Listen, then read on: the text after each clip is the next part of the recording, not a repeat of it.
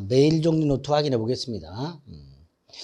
자, 그 메일 종류 문제 중에서 9번까지가 이제 우리 진도 나간 거고요. 10번부터는 이제 다음번에 볼 해제와 관련된 내용인데 미리 보겠습니다. 어느 정도 수준으로 나오는지 어떤 내용이 나오는지 9번까지가 이제 한 거예요. 자, 1번을 봅니다. 1번은 뭐죠? 계약의 종류 물어보는 거죠. 꼭 기억해야 된다 그랬어요. 그림 기억나세요? 계약을 쌍무와 편무로 나누고 편무의 증여와 사용대차와 현상광고가 있다 그랬고 요걸 다시 유상과 무상으로 나누면 모든 쌍무 더하기 현상광고가 유상이라 그랬고 나머지가 무상이라 그랬죠. 그래서 어떤 지문이 나올 수 있다 그랬어요? 쌍무는 전부 유상이다. 근데 유상이 전부 쌍무는 아니다 그랬죠. 그러니까 1번 옳은 지문이 되죠. 쌍무 계약은 모두 유상 계약이 됩니다. 자, 2번 청약. 청약은 승낙을 받아서 계약을 성립하고자 하는 의사표시라 그랬죠. 청약자는 특정인이 돼 그 특정인이 누군지 표시될 필요는 없다 그랬고요. 자, 누구를 상대로 한다 그랬죠? 특정인을 상대로 할 수도 있다 그랬고요. 특정한 청약자가 특정인을 상대로 할 수 있다 그랬고요. 불특정 다수인을 상대로 할 수도 있다 그랬죠. 뭐가 있었죠? 자동 판매기 설치. 따라서 불특정 다수인을 상대로 하는 청약도 효력이 있다라고 해야 되죠. 청약은 특정인에게 할 수도 있고 불특정 다수인에게 할 수도 있습니다. 자, 3번. 계약이 성립하려면 청약과 승낙의 내용이 일치해야 되죠. 따라서 갑이 을에게 1억에 사라고 청약을 했는데 을이 9천에 사겠다라고 승낙을 하면 이건 승낙이 아니죠. 그래서 534조에서 뭐라고 해놨다 그랬어요? 승낙자 을이 청약에 대해서 조건을 붙이거나 변경을 해서 승낙을 하게 되면 을은 갑의 청약을 거절함과 동시에 새 청약한 것으로 본다. 이렇게 되어 있죠. 534조 조문 물어본다 그랬습니다. 옳은 지문이죠. 자, 4번하고 5번은 청약만 있고 승낙이 없이 계약이 성립하는 경우죠. 4번은 뭐죠? 의사실현에 의한 계약 성립이죠. 자, 의사실현에 의한 계약 성립. 청약이 있는데 승낙은 없고요. 승낙으로 인정되는 사실이 있는 경우. 제가 예를 들었었죠. 지하철에 앉아있는데 물건 판매하는 사람이 무릎에 물건을 올려놨다. 청약이죠. 그걸 내가 뜯어서 사용하기 시작했다. 승낙으로 볼 수 있는 사실이라고 그랬죠. 자, 이때 계약은 언제 성립해요? 청약자가 그 사실을 안 때가 아니고 승낙으로 인정되는 사실이 있는 때. 이때 성립하죠. 청약자가 그 사실을 몰라도 된다고 그랬습니다. 4번 틀렸죠. 5번. 동일한 내용의 청약이 교차했죠. 교차 청약이죠. 언제 계약이 성립해요? 양 청약이 모두 도달한 때죠. 나중에 한 청약이 도달한 때가 아니고 양 청약이 상대방한테 도달한 때. 이때 계약이 성립하죠. 그게 533조죠. 조심하자 그랬어요. 나중에 한 청약이 도달한 때가 아닙니다. 나중에 한 청약이 먼저 도달할 수도 있잖아요. 그러니까 나중에 한 청약이 도달한 때가 아니라 양 청약이 도달한 때 계약은 성립하게 됩니다. 자, 6번은 뭐죠? 계약 체결상의 과실 책임이죠. 계약 체결상의 과실 책임은 원시적 불능에서 발생한다 그랬죠. 원시적 불능인데 어느 한쪽은 알았거나 알 수 있어야 되고요. 상대방 선이 무과실이 된다 그랬죠. 그럴 때 손해를 배상하는데 어떤 이익을 배상하라 그랬죠? 신뢰이익을 신뢰이익. 계약의 유효를 믿었음으로 인하여 받은 손해. 이걸 배상해야 되죠. 다만 이게 이행이익을 넘지는 못하죠. 이행이익이 뭐죠? 계약의 유효함으로 인하여 생긴 이익이죠.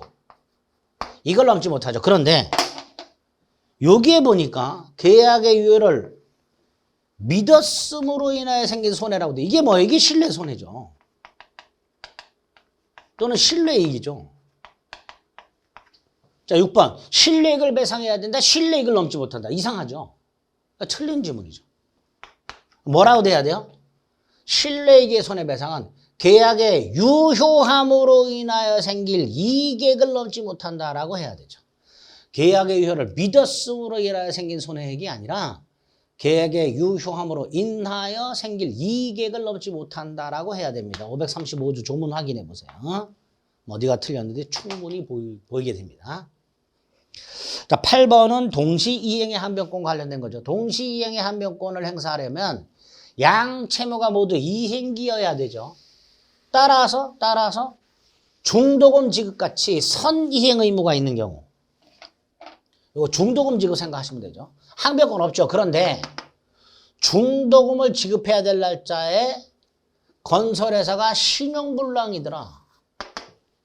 그럼 중도금 못 주죠. 이걸 뭐라 그랬죠? 불안의 항변권 그랬죠. 중도금을 지급해야 될 아파트 분양받은 사람은 분양회사가 신용불안이더라. 그럼 나 불안해서 중도금 못 주겠다라고 거절할 수 있게 됩니다. 이걸 불안의 항변권이라고 불렀습니다. 자, 8번은 위험부담이죠. 위험부담은 후발적 불능이죠. 갑은 땅을 을에게 팔았죠. 그런데 계약을 한 후에 토지가 수용이 됐죠. 즉 갑에게는 아무런 잘못 없이 갑의 채무가 후발적으로 불능이 됐죠. 그래서 갑의 채무는 소멸하죠. 이럴 때 을의 채무는 이게 위험부담이고 원칙적으로 채무자 갑이 부담을 한다 그랬죠.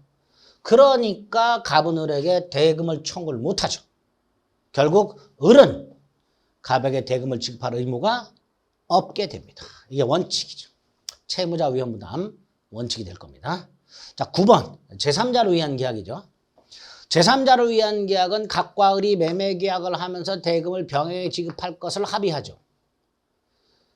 요약자, 낙약자, 수익자가 되죠. 이럴 때 이 수익자에게 권리가 생기는데 이 수익자에게 권리가 생기려면 수익자가 수익의 의사를 표시해야 되죠.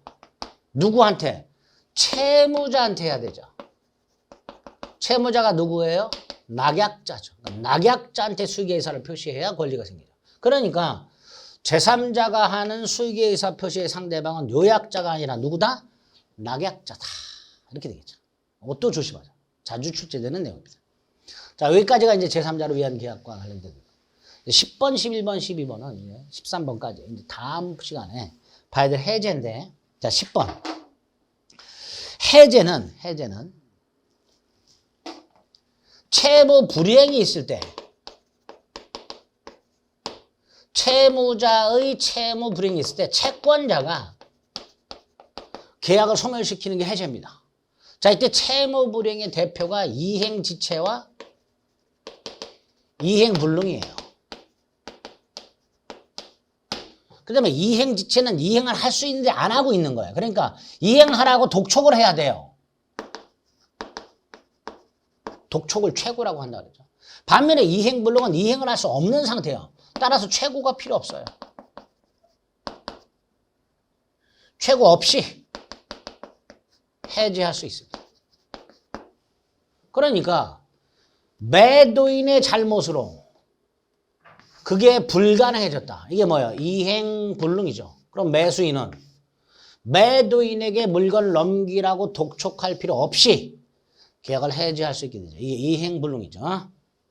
11번 법정 해제권이라고 채무 불이행을 이유로 하는 건데 이 채무 불이행을 이유로 하는 해제에는 부수적 채무 불이행은 포함되지 않습니다. 부수적 채무가 뭐냐? 특약상 채무 생각하시면 돼요.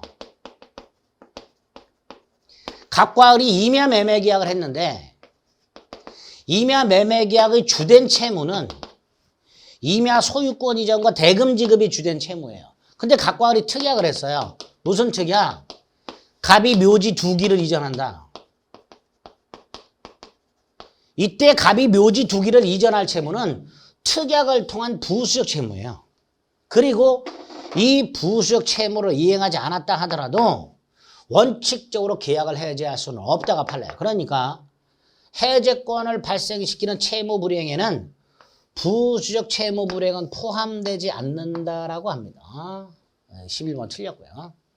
12번. 이렇게 채무 불이행을 이유로 계약을 해지하면 계약은 소멸해 버리니까 당사자는 주고받은 걸 돌려주고 돌려받아야 돼요. 그걸 원상회복 의무라고 하는데 특히 매도인의 경우에는 계약금 따위를 받은 게 있으면 돌려줘야 될 거 아니에요. 돌려줄 때 이자를 붙여야 돼.